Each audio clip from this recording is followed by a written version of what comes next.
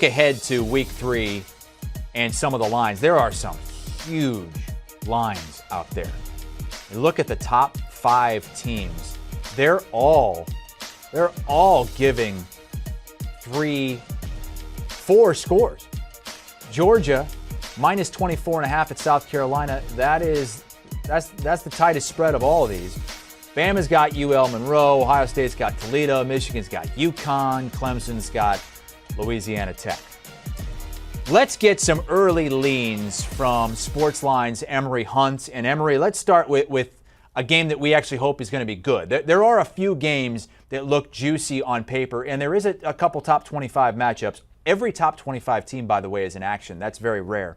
Number 12, BYU, is a 3.5-point dog at Oregon. An Oregon team that has only played one FBS team. That was Georgia, and they look terrible. Yeah, and that's the thing. I'm not going to look past the fact that, they beat the brakes off Eastern Washington, solid program in the FCS. They're in a down year, so that's not the Eastern Washington we're used to seeing. So I'm not going to forget they got blown off by the Georgia Bulldogs because of what Georgia was able to do up front. What do you think BYU, with all those grown men, going to do up front, especially along the offensive line, where that's their strength? They can run the football. They have a great quarterback in Jaron Hall, who I think has the right temperament to lead this football team deep into the season and perhaps earn a playoff or at least a New Year's Six bowl game. I think this is a guy that can definitely find himself flying up NFL draft radar. So in my opinion, with the best quarterback, the best offensive line, and a really strong defensive front seven, I'm taking BYU in the points here. BYU won that huge home game against Baylor over the weekend, and they still have Notre Dame on the schedule. They still have Arkansas on the schedule. If they win this, they become a legit playoff contender, to your point. All right, let's go to one of the feel-good stories of the weekend, the Kansas Jayhawks. They go on the road. They win in overtime against West Virginia, and they're getting 10 points at Houston. Listen, the Kansas Jayhawks average 55 points a game. I don't care that the first 55 was against Tennessee Tech. I don't care that the second 55 took overtime to get to 55. The math says they average 55 points a game, so I'm going with the math here. I love the fact that Coach Leipold has these guys playing with confidence, has them playing with swagger. We saw them knock off Texas last year. It's no surprise they got down versus West Virginia and fought all the way back to push to overtime and won this ball game. So 10 points to me against a Houston defense that tends to give up the big play. We saw them struggle against UTSA. I think Kansas, at worst, can keep this one close. Double digits to me against this Jayhawks team is very disrespectful. Yeah, it could be a real fun matchup. So Kansas plus 10 is the pick there. We have an SEC West matchup. This one's interesting because it's two teams that I think you could probably argue one of them may end up in the basement of the SEC West at the end of the season. That division is so strong. It's Brian Kelly getting 3 at Mississippi State and Mike Leach. Yeah, Mississippi State's defense has been surprising so far this season. That's been the story, in my opinion. But their offense is what everyone wants to talk about because of Mike Leach, because of how well they spin it and throw it around the yard. But when you look at LSU's defense, their strength is their ability to apply pressure and their ability to cover on the back end. So they are playing right into the strength of this Tiger defense. And for LSU on offense, I like how they finished that Florida State game. I like how they came out and took care of business last weekend against Southern. And they're getting their best running back in the fold in John Emory, who's returning from suspension. So we're going to see the best of LSU. And they still have a little bit of hate for Mississippi State, who beat them last season. So I look for the Tigers to take care of business on both sides of the ball and get back on the right track in terms of steamrolling toward an SEC title, in my opinion.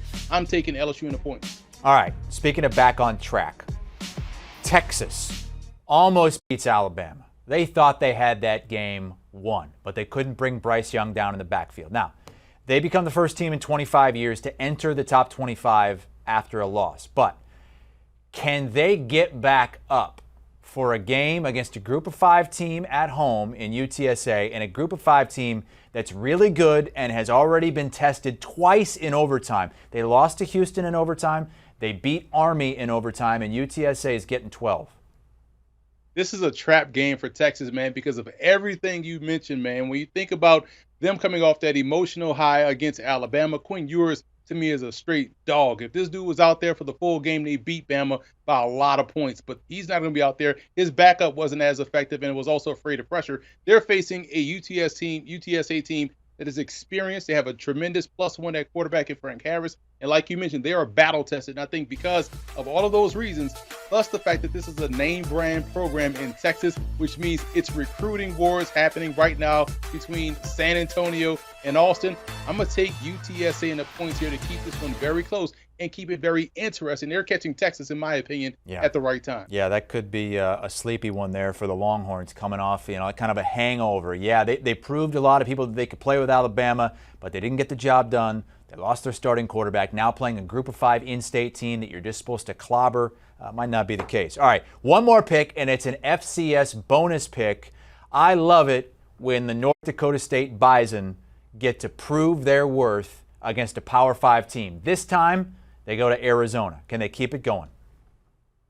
Yes, look at it, man. You can't schedule North Dakota State unless you are the New York Giants or Chicago Bears. That's the only time you put North Dakota State on schedule, because any other time they're going to win. And when you think about Arizona, whose over-under to come into the season was 2.5, this was a game that many people expected them to win. They lost last weekend. They won their first game against San Diego State.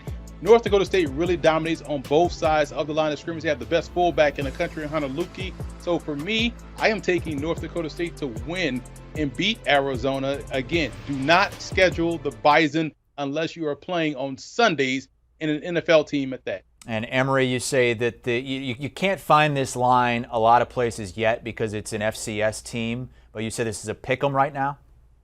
It is a pick'em game, which tells you what the public thinks or what Vegas thinks of North Dakota State and what they also think of Arizona scheduling them for that matter. So yes, it is a pick'em.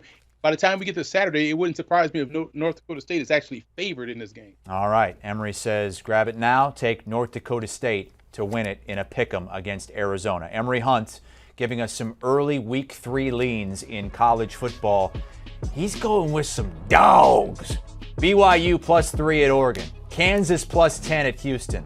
LSU +3 against Mississippi State. UTSA +12 at Texas. And North Dakota State in a pick'em against Arizona. Do you want a sports network that delivers everything that matters about the game? The highlights, the picks, the instant analysis, no yelling, no fake debates, no politics. Hit the subscribe button and never miss a moment.